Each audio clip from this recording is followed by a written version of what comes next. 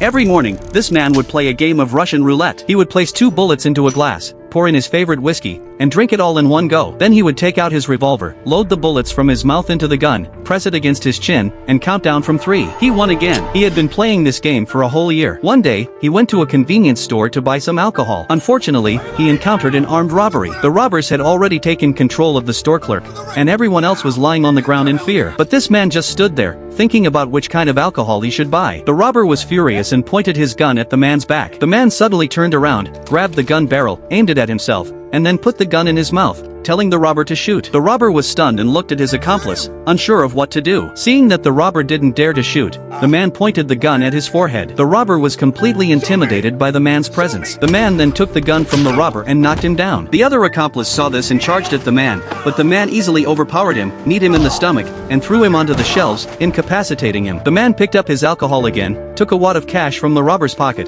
and threw it to the cashier to pay for his purchase before leaving. The man used to be a special forces soldier. Years of military missions had left him with post-traumatic stress disorder, PTSD. That was why he played Russian roulette every day. If he won, it meant he was dead. If he lost, he would live another day. He couldn't find any meaning in life, so he used this method to vent his emotions. One day, he received a phone call informing him that his sister had been hurt. The local police told him that she might have offended a local bully. He followed the police officer to the crime scene, but there was no evidence to be found. However, the man noticed something in the locals' expressions. They seemed to know more than they were letting on. He bought some flowers and went to visit his sister in the hospital. When he opened the door, he saw a nurse adding something to the medication. The nurse smiled and greeted him before leaving. As soon as the nurse was gone, his sister started convulsing violently. The man quickly called for a doctor. After some investigation, it turned out that the nurse was not a medical staff member at all. At that moment, the man was furious. He silently vowed in his heart to find the person who had hurt his sister. Have you found any useful clues?